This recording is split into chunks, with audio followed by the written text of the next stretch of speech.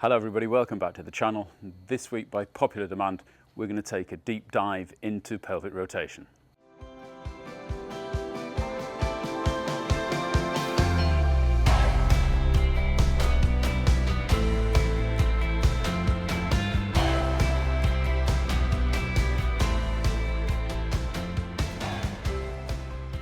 So, when you're trying to move your pelvis, this isn't the most straightforward movement you've ever made in your life. On the contrary, especially when you're practicing it, you're going to have to exaggerate the movement to some extent to actually get a feeling for how it's actually going to work.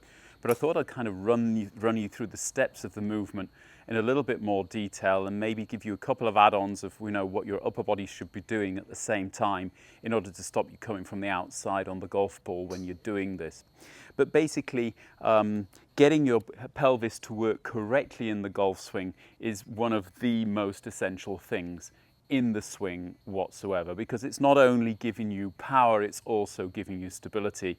And I know a lot of you are saying when you're trying to do this this movement that you're tending to hit the ball a bit fat or thin it a bit, and usually that means that you're actually losing your level of the pelvis, which means that one leg is probably working harder than another, or you're not applying the right kind of force to the ground that you should be in the right way. So I'm going to take you through it a little bit kind of slower in a few easy steps, starting more or less at the change of direction at the top of the swing. So if I get myself to the top of my backswing, and you basically note here the kind of feeling that I've moved the trail pelvis back, and it's actually slightly inside the foot joint. I'm not letting it slide out over the foot joint.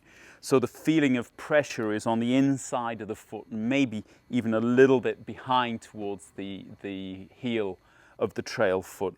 And as I change direction, I'm getting this tilt going on, basically tilting my pelvis backwards and allowing, through the tilt of the pelvis, the lumbar spine is going to tilt forward. So I'm allowing my upper body and the feeling of my head to come forward slightly, and this actually helps me to get then the pressure from the heel of the trail foot more into kind of the balls of the feet. So although I haven't really had the feeling of being totally over the trail foot, I've had kind of a good deal more pressure on the inside of the trail foot, and that's probably, I don't know if you want to put a number on it, maybe 70%, but it's very difficult to work on numbers in something like this, which is based on feeling. But as I change direction, the pressure comes forward onto the balls of my feet, and it's how I work with the balls of each foot which is going to decide how well that I rotate. Because the second that I basically get the bum back, I want the feeling of the trail foot rotating and pushing back from really the ball of the big toe, and the lead foot from the ball is actually going to twist, and the pressure is going to move from the big toe more to the outside, to the small toe, inside toe of the ball, and I'm pushing here back. And this has got to be an active movement with both feet to get that amount of rotation. Again, avoiding getting over the lead foot. And what's usually happening is that the trail foot actually starts pressing forward before the lead foot has had a chance, and you're basically sliding, and then you're over this lead foot and you're blocked as far as the rotation goes. You'll try to get the rotation by straightening the lead foot, and that will only push you up. It won't actually rotate you a great deal further. So the trick is staying behind the lead foot and getting this rotation in. And this has got to be active, and it's got to be happening almost in one swing. So rather than getting this tilt and turn, it's tilt, turn. And I am driving my legs around. The feeling is that this lead hip is gone into reverse and is reversing around the back of the trail hip. And the trail hip, as soon as it sees light, is being pressed forward where the lead hip was at the end of the backswing. So if you actually have a look from the camera behind me, where my lead hip is as I end the backswing, I'm then getting the bum back, it's going reversing around the corner, and the trail hip's being pushed forward more or less there where the lead hip was. Now, if you just do this movement, you're going to have a lot of problem with actually controlling where the golf club's going in the downswing, and you're going to tend to come from the outside on it, stay on your back foot and pull everything left, or get a nice chicken wing going on and a bit of a slice. So unfortunately, it's not enough to know how you're going to move your lower body. You've got to be moving your upper body at the same time. And as I've also said in a couple of videos ago when we were talking about core rotation, as I start this movement here, I've got this feeling of, first of all, the right shoulder kind of rowing backwards a little bit.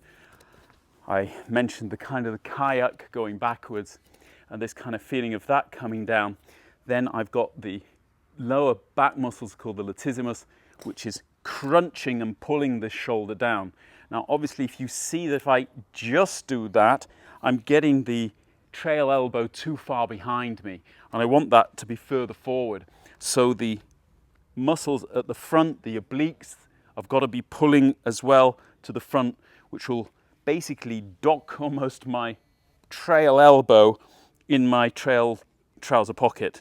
So it's in front of the seam of the trousers, but behind the pocket. When I get to the point of full rotation with the hips.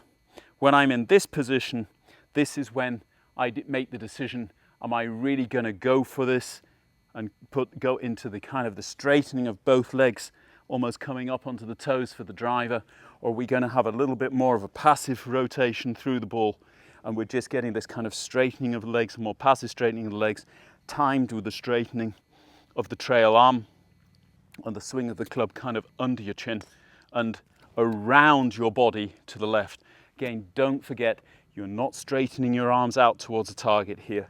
You're straightening your arms out around the extension of this circle, and that is going to allow you to pull the club handle out of the way and get the club head onto the ball, which will give you far more control over the club face, which is one of the reasons that we're getting so much hip rotation, is in order to open up the body and be able to keep pressure on the handle of the golf club longer, and that will help us to control the club face. Yeah, if it was easy, then I wouldn't be stood here trying to show you how to do it. Again, very short, you got to get the hip back, you're going into anterior tilt and rotating almost simultaneously. You've got this feeling of the trail foot pressing back and around and the lead foot pressing in the opposite direction, and these are helping you to get around. You're doing this with the balls of your feet. You shouldn't be on your heels here. Once you've got around to that position, you should have, in that time, got your right shoulder or trail shoulder down here and your trail elbow in your trouser pocket. And then we start the actual hitting movement, which is basically the straightening of the trail arm combined with the straightening of the legs. Pressure being applied by both legs equally. If you get one leg winning this competition, you're going to have problems.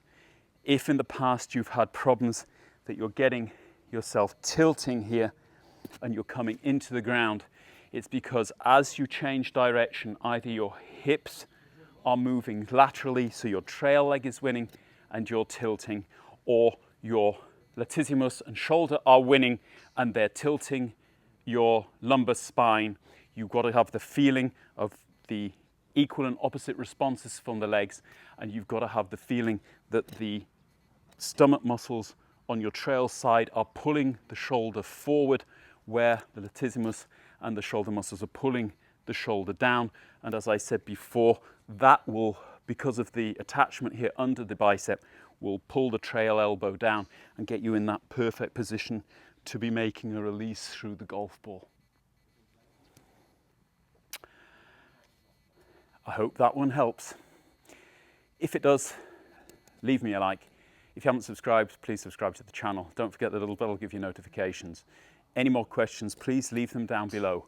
It's very difficult for me to know how much you've understood from these videos, and I've got all kinds of different tricks that we can use to give you a better idea of what we're doing. Obviously, I can't present them all, otherwise I'll be here for weeks.